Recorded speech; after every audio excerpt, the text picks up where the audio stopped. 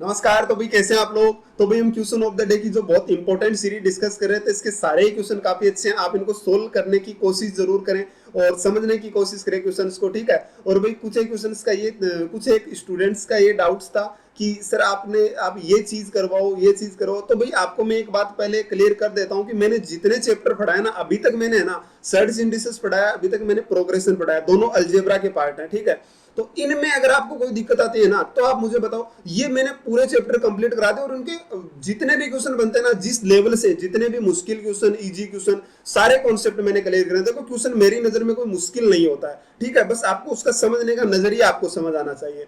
तो भाई आप उन चीजों को पढ़ो, उसके बाद आप चाहे कहीं से भी पढ़ लेना, कुछ भी पढ़ लेना, आपको कोई दिक्कत नहीं आएगी, ये मैं कह सकता हूँ आपको। और अगर फिर भी दिक्कत आती है तो आप मेरे से बात करें, उसके बाद आपको है ना सारे क्वेश्चंस का रिप्लाई मैं दूंगा। लेकिन पहले चैप्टर कंप्लीट तो हो जाने दे। जैसे अभी मेरा जियोमेट्री चल रहा है, तो आप जियोमेट्री में जितनी क्लास लेना उतनी तो आप कवर करिए, उसके बाद देखते हैं आगे क्या होता है। उसके बाद अगर आपका कोई भी डाउट रहता है ना तो आप मुझे बताएं, फिर आपका हर एक क्वेश्चन में क्लियर करूंगा। लेकिन पहले पूरा चैप्टर हो जाने दें, उसके बाद आपका कोई ऐसा क्वेश्चन बचेगा ही नहीं, ठीक है। जितने भी मुश्किल क्वेश्चन, इजी क्वेश्चन, ये है ना फलान फलान, सारे क्वेश्चन में क्लियर कराऊंगा। बस आप लॉजिक समझते रहना, वो लॉजिक समझना सबसे इंपॉर्टेंट होता है। बाकी ये क्वेश्चन कभी मुश्किल नहीं होते हैं, आप उनको समझ जाते हो ना तो बड़े इजी क्वेश्चन होते हैं, ठीक है। तो भाई चलिए हम आज का क्वेश्चन शुरू करते हैं। मैंने कल ये टेलीग्राम चैनल पे भेजा था, उसका लिंक मैंने डिस्क्रिप्शन में दे रखा है, ठीक है। तो आप इस क्वेश्चन को समझने की कोशिश करना। देखो मैं ये क्वेश्चन समझाने से पहले आपको एक बात बता देता हूँ। क्या कहा है कि एक विमान एक हवाई अड्डे के चारों ओर परिपत्र में जा रहा है, ठीक है। परिपत्र मतलब एक वर्त में, सर्कल में वो उसके चारों ओर चक्कर लगा रहा है। एक चक्कर पूरा करने में उसको 2 मिनट का समय लगता है। जमीन पर एक बिंदु P से, जमीन पर मतलब एक बिंदु P है, उससे विमान की ऊंचाई का कोण T, समय T और समय T+30 सेकंड पर इक्वल है। यानी T टाइम पर और T+30 सेकंड पे इक्वल है। देखो होगा क्या, मैं बताता हूं आपको। तो T+x सेकंड पर विमान बिंदु P के लंबवत उड़ता है, मतलब लंबवत ऊपर उड़ता है। इसका मतलब क्या हुआ भाई, लंबवत ऊपर उड़ता है यानी वो सर्कुलर जा रहा है इस तरीके से।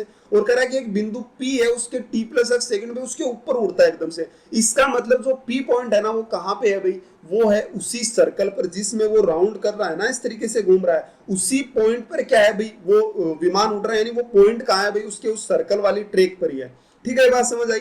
अब यहां से मैं एक छोटा सा पॉइंट आपको समझाता हूँ भाई। मान लीजिए एक आपके पास सर्कल है, ठीक है, एक सर्कल है। मैं आपसे कहूं कि एक मान लीजिए पॉइंट है, यहाँ पे कोई भी पॉइंट ले लो आप, कुछ भी, मैं इसको P मान लेता हूँ, कोई ये वो नहीं है, अभी मैं अलग से बता रहा हूँ कि P है।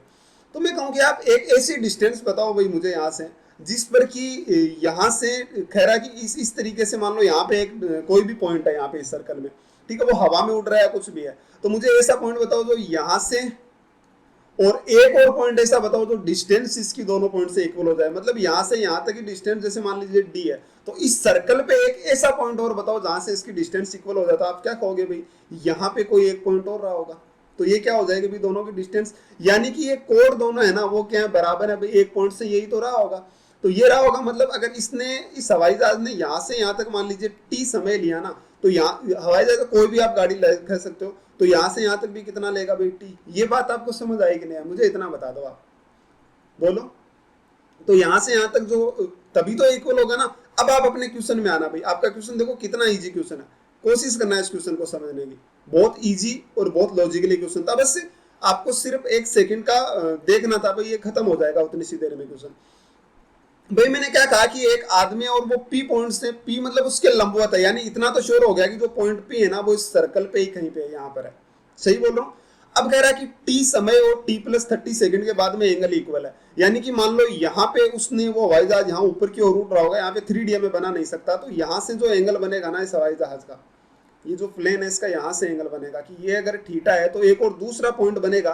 यानी ये इक्वल कब होगा, तो आप कहेंगे भाई वो तो इक्वल लेंथ पे उड़ रहा है, तो यहाँ से कहीं पॉइंट आया होगा, और ये जब ऊपर उड़ रहा है ना तो यहाँ से भी एंगल कितना बनेगा भाई, थीटा बनेगा। ये कहना चाहता है, समझ रहे मेरी बात। यानी कि ये T समय पे और T+30 सेकंड पे इक्वल है, यानी यहाँ से यहाँ तक चलने में उसको कितना टाइम लगा भाई, 30 सेकंड। बोलो ये बात समझ आई कि नहीं आई, कि यहाँ से यहाँ तक चलने में उसको कितना टाइम लगा, 30 सेकंड। ध्यान से देखना।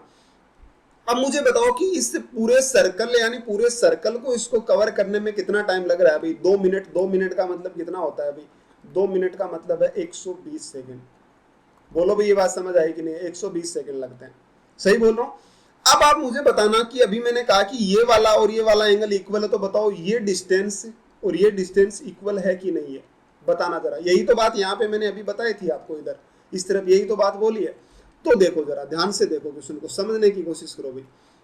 ये जब इक्वल है तो मान लो यहां से यहां तक इसने कोई भी टाइम लिया है ना, यहां से यहां तक जितना टाइम लिया है, पी से लेकर इस पॉइंट को मैं क्यू मान लेता हूं, इसको आर मान लेता हूं। तो पी से लेकर क्यू तक जितना टाइम लिया है ना, उतना ही टाइम कहां से लेगा भाई, पी से लेकर आर तक लेगा। ये बात समझ आई कि नहीं आई? क्योंकि दोनों लेंथ तो इक्वल है।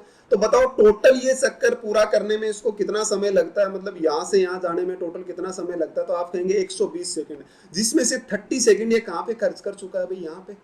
भाई क्यू से लेकर आर तक कितने सेकंड लग गए, 30 सेकंड। यानी यहां से यहां तक कितना टाइम लगा होगा भाई इसको, यहां से यहां तक कितना लगा होगा। अभी इसने दे भी रखा है कि टी टाइम लगा है, लेकिन आप टी नहीं लेंगे भाई, पूरा 120 में से 30 चला गया, यानी ये दोनों बराबर है, तो बचा तो कितना 90, दोनों बराबर तो कितना बचेगा 45, और ये कितना बचेगा भाई 45 सेकंड। यानी कि यहां से यहां तक इसने टी दिया था कि ये यहां से टी है, और यहां से कितना भाई टी प्लस 30 हो गया, और ये कितना हो गया भाई 30 और कितना हो गया 75। यानी जो पी से लेकर क्यू तक है वो टी हो गया। तो टोटल कितना बन गया भाई, टी से लेकर कितना आ गया बताना, यहां तक पी तक, मतलब इसके ऊपर लंबवत हवाई जहाज को आने के लिए कितना लग गया, टी प्लस 30 तो ये वाले और 45 ये वाले, यानी कितने लग गए 45 सेकंड।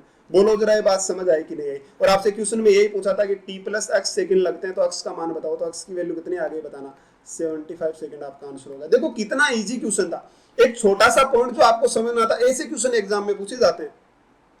समझ रहे मेरी बातों को? इजी होता है लेकिन लॉजिकली होता है, बस आपको समझना होता है क्वेश्चन को। बहुत आसान क्वेश्चन था, आप इसको कोशिश करो समझने की, ठीक है।